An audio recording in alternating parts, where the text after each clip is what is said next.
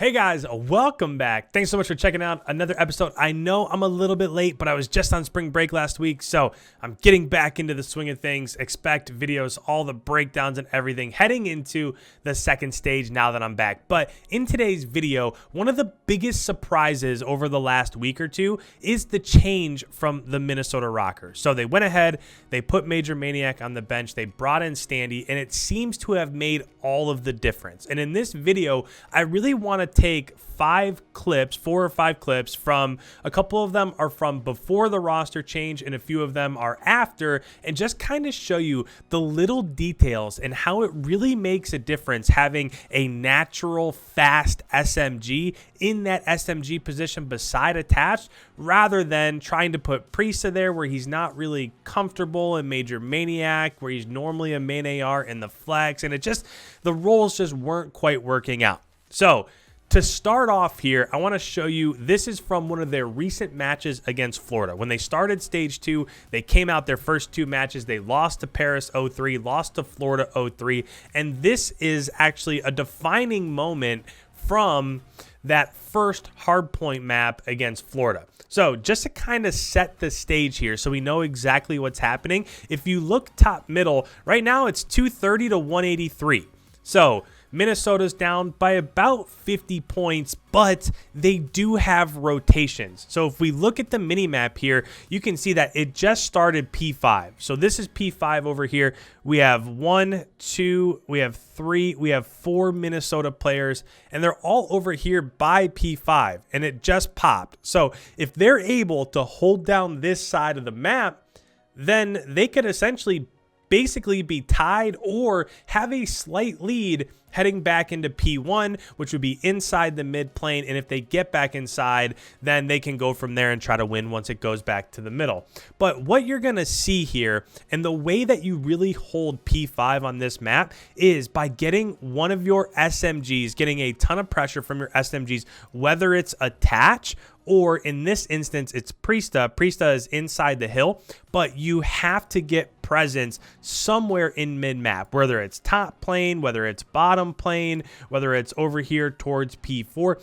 You have to have some sort of presence here because, one, of course, you want to try to get as many kills as you can, but the more kills that you get there, what that does is that takes Florida and it's going to spawn them out over here. So as they come up off the right-hand side of the map, they don't really have a choice but to run through this lane right here. And of course, they could go top plane, or they could flank around to the right and go under bottom plane, or they could hit a wide flank. But by the time you do that, you've already got 20-25 seconds off the clock. It just takes too much time. So as we're watching this right now, and when I hit play, you're going to notice that from Minnesota, there's just nobody that takes the initiative to really get mid. So we'll just watch this here, and still, now, another 10 seconds have come off the clock, and you can see here just by looking at the minimap that really they're just kind of turtling in their base, right? None of those white arrows, not a single one of them has moved forward at all. And what that basically allows is, again, as Florida comes up off spawn, there's no pressure in this area of the map right here. It allows them to come up off spawn, get all the way to mid, enter these gun battles right here. And if they win that gun battle, now they basically have a free route inside of the next hard point. So we'll go back, we'll hit play. They're watching Priesta. Priesta did get a play on Awakening before he gets traded out from Neptune. And look what happened. Just like that. It was literally one trade. So one person went down, Priesta got traded, and now look at the minimap. There is no longer any presence inside of P5. And if you don't have a natural fast SMG to just kind of parole around the middle of the map, this is the stuff that happens. So now as we're watching this, right now Florida's getting time, and although it's short-lived, but basically the rest of this hard point ends up being a back and forth kind of contested. Like Minnesota was on it, Florida just got a few more seconds. Looks like Minnesota's gonna hop back on it, but as we're watching this, there's 20 seconds left in the hard point, and what, maybe they've gained 6, 7, or 8 points. Not a whole lot when you're talking about plus minus overall. So biggest difference in this one is just the fact that they didn't have any presence near mid-map, and they didn't really have anybody in that fast SMG role that felt comfortable. And speaking of feeling comfortable in that role, this is from the hard point against Paris, and I just kind of want to show you what that meant. Not that Priesta was doing anything wrong, but we're going to see when we compare this clip from Priesta to the next clip of Standy what the difference is. So this is that first hard point. Minnesota is spawning over towards the right-hand side of the map. So as you can see, the purple arrows are on the right. We are going towards P1, which is over here in ring, and we're going to be on board with Priesta as he basically just pushes inside of the hard point. And as we start to play this, now again, we are trying, or they were trying to force Priesta into this role. Not that he's bad at it, but it might just not be where he's super comfortable. So we're going to go ahead, we're going to hit play. He gets inside, and I know that he's a little bit wounded, but even before he got wounded, what are you really noticing, right? This is supposed to be like your cracked, your fast SMG, and he basically gets to this pillar. I know that he's wounded, but before he even got wounded by those nades, did he make an initial attempt to push forward to the enemy side of the map? No, he's just kind of sitting here. He's hiding here. He's watching mid. Right? Now he finally gets a little bit of an opening, and then he gets into this gun battle with Aqua, and he was wounded from a nade. But just from that can just, I know that it's a very specific example, but it can kind of show you how his natural playstyle is. Now, if you put an AR in his hands and you let him sit back in that same position with an SMG that's pushed forward a little bit past the mid 50-yard line, now all of a sudden he can be extremely effective, and that's what you're going to see in this one. So this map is right off the rip. This is that first hard point that Standy was in. We are actually on board with Standy, and when we're watching this one, this is the very first map, the very first hard point, and what you're going to notice here is he gets inside. First, he's going to make plays, but look what he's doing. This is literally the exact same scenario, and where does he go? Rather than just go towards that pillar and just kind of sit there, he gets aggressive. He pushes to the other side. He's able to get a kill on Envoy. He's able to get a kill on Formal. And then watch what he does next. Because he's a super aggressive SMG, he knows that he has help behind him that will get time inside the hard point. So rather than sit there and just stay inside the hard point, he pushes over. He pushes past that 50-yard line, and now he's basically going to get in these areas, which is going to challenge Optic as they try to escape their base. As we look at the mini-map here, he's pushed forward, but he's this 7 arrow right here, and what he's doing is he's putting pressure on these areas. He'll come back, he'll put pressure here. So rather than just allow Optic to get back towards the hill and have a 50-50 gun battle, and whoever ends up winning that gun battle wins the hill, when he enters gun battles here, now all of a sudden if he loses, he still has teammates behind him that are inside the hill that can go ahead and get that time and still maybe clutch up and get those kills. So kind of got bad timing right there, but Attach is there to save him. 3 go down, and it's the same thing. He's not backing up. He's not just sitting inside the hard point. He gets a kill on Formal when he's top art. So he's challenging all of these different scenarios, and he's just making it really tough for Optic to get out of their base. Standy gets a kill right there on Envoy. Attach gets the second kill. And just like that, this is a P1 hardpoint that's pretty contested, right? And just because he was able to push forward, of course, Attach is also on a 5 spree, but that's what it allows Attach to do. Normally, when Attach was in those scenarios before, he didn't have anybody that was baiting that enemy fire for him. Now all of a sudden there's so much pressure on Standy that Attach is able to be there and get kills once the enemies like run through zigzag right there and look over towards Standy. Here's another example that I wanted to go ahead and show, and this is just one of those routes, and it reminds me of a Abizi, it reminds me of Envoy, it reminds me of Pristini, it reminds me of Zuma when Zuma used to play. But when you watch this is now going towards P5. So we'll set what happens here. Scump goes ahead, and we are in the middle of a listen-in, so it is what it is. But Scump gets the kill on Attach. Right here, he gets traded by Standy. So as we're looking at this, and I can't really pull up the minimap because we're in the middle of this listen-in, so as you see here, it just wouldn't be in the right position for my setup here.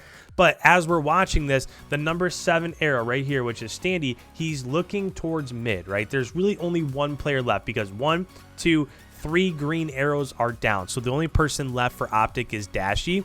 And rather than just go back to the middle of the map and just wait for the next gunfight, I want you to pay attention to that 7 arrow and look where he decides to go.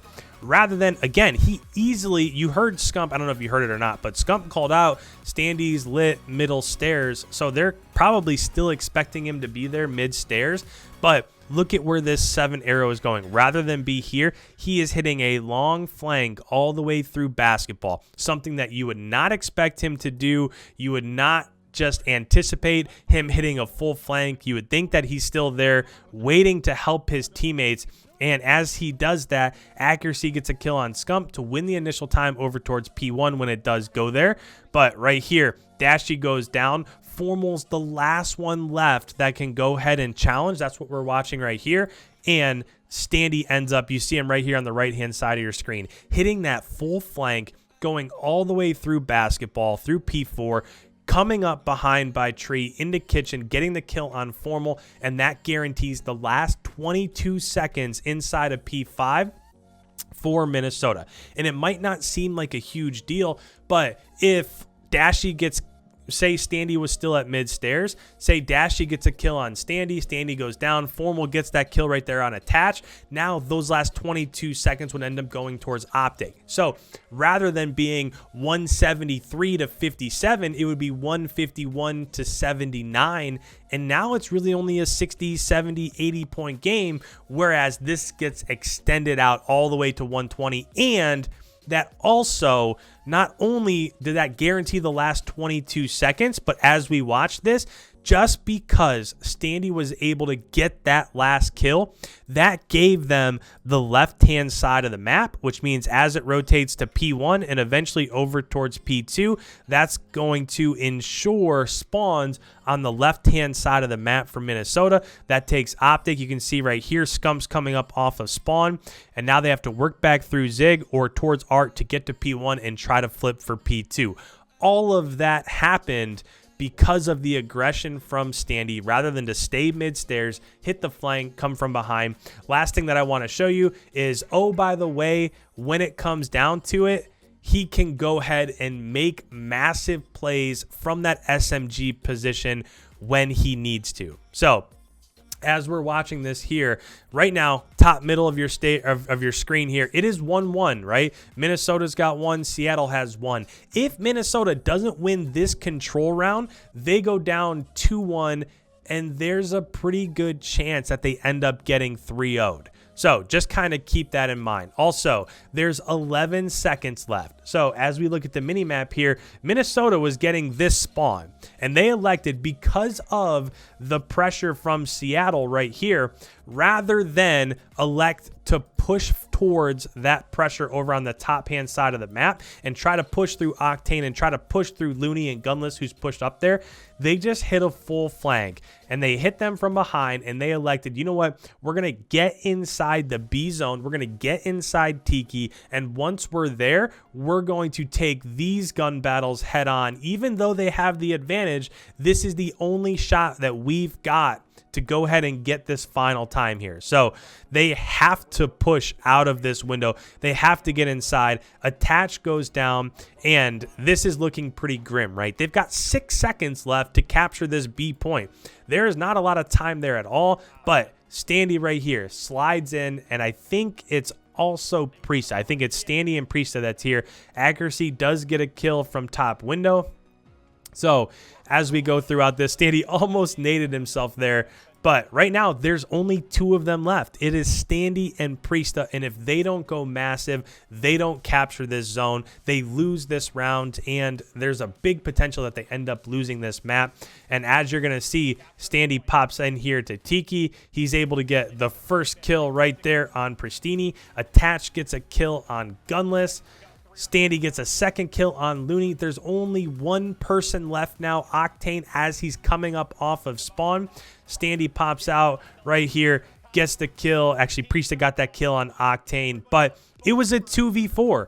If he doesn't get that kill, if they don't make those plays inside of Tiki, as Seattle has all of that set up from behind, you can actually, this is actually pretty funny. You can see right here from Pristini, I think he's a little bit shocked that they went ahead and they lost that round. There were a ton of clutches from Minnesota on this map. But when it comes down to it, oh, by the way, we have a 2v4 essentially to win this control round. Standy and Priesta clutch up, get the kills inside Tiki, wipe Seattle off the map, and end up getting that control round win. They won the next control round, and that gave them the momentum heading into the reverse sweep to give them the winner's bracket berth for stage 2. So if you guys are new around here, whoops, my bad, went ahead and hit the wrong scene there. But if you guys are new around here, you enjoy that sort of content, make sure you go ahead and hit that subscribe button. Leave a like if you don't mind, as it really helps out the channel. And with that, enjoy the rest of the coverage that I have coming for you from stage 2 group play, and eventually once we get into major 2. We'll see you in the next upload.